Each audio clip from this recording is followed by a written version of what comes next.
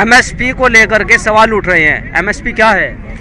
MSP का मतलब minimum support price. ये तो मुझे भी पता है। हम बता देते हैं। पिछले 3 दिनों में एक नया ब्लूप्रिंट आया अखबार के अंदर, कहा 17 लाख करोड़ रुपए का खर्च है सरकार का अगर एमएसपी दे। कल दिमाग ठीक हो गया, बोले 7 लाख करोड़ घटा लो, कल आंकड़ा कर दिया 10 लाख करोड़। मेरी बात को ध्यान से समझना, किस आंदोलन की मांग में हमने ये कहा कि सारी की सारी फसल सरकार को खरीदनी होगी? क्या सरकार सारी फसल सरकार खरीदेगी? बिल्कुल नहीं। 23 फसलों की बात चल रही है। 23 फसलों की बात है, उसमें भी ध्यान रखिए 17 लाख करोड़ रुपए की देश की टोटल फसल है, सारी सरकार को नहीं खरीदनी। सरकार को जितना मन करता है उतनी सरकार खरीदे। तो 4.85 का प्राइस जो उन्होंने रखा था, जो समर्थन मूल्य की आप बात कर रहे हैं, अगर 100 रुपये में से अगर आपकी एमएसपी मान ली गई तो लगभग 36% व्यय होगा। तो क्या ऐसे में देश चल पाएगा? अब मेरी बात को आप समझिए, इतना आसान सवाल नहीं। ये आपने बिल्कुल पिछली पंक्ति की बात कही। सवाल A2+FL और C2+50 का है। A2+FL में किसान की जमीन का किराया इंक्लूड नहीं है। मुझे उस इंडस्ट्री का नाम बताइए इस देश में, जिस इंडस्ट्री में जिस जमीन पर वो इंडस्ट्री चल रही है, क्या उसका रेंट इंक्लूड नहीं होता उसके खर्च में? इंडस्ट्री का कानून है।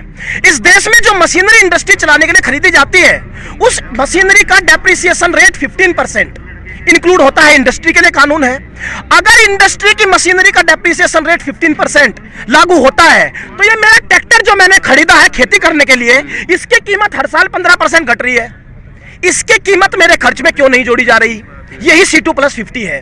A2+FL हमें नहीं चाहिए। तो आप लोग जो समर्थन मूल्य की बात कर रहे हैं, वो आपके हिसाब से या समाज के हिसाब से, किसानों के हिसाब से क्या होना चाहिए? देखिए, समर्थन मूल्य सरकार तय करेगी। कमेटी तमाम खर्चों को लिखने के बाद इस पर आएगी।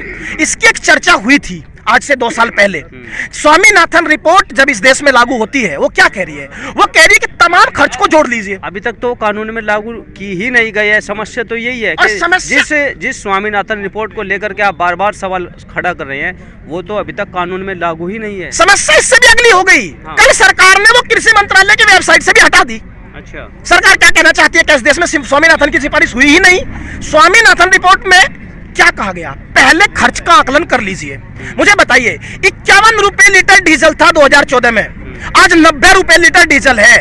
इस खर्च का आकलन 51 से 90 तक का जो खर्च बढ़ा। 2014 में आप कितने साल के थे? 2014 में मेरी उम्र 94 डेट ऑफ बर्थ है। अब 2024 में? हाँ जी, तो 10 साल मेरी उम्र में अंतर आ गया। तो 10 साल में भी तो आपने भाई पहले 2 रोटी खाते थे, अब 4 खाते हैं। खर्च बढ़ा ना। हाँ, तो ऐसे ही पेट्रोल के बिल्कुल सही बात है। इसका मैं एक बात समझिए, खर्च बढ़ा, लेकिन वो खर्च तो कॉर्पोरेट के लिए भी बढ़ा था। आपने टैक्स वहां 32% से घटा के 22% कर दिया।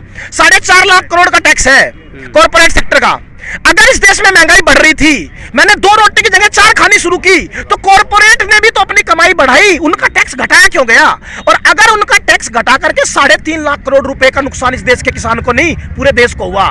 3.5 लाख करोड़ रुपए को फायदा पहुंचाया आपने कॉर्पोरेट सेक्टर को। कभी आपने देखा कॉर्पोरेट सेक्टर जंतर मंतर आया था?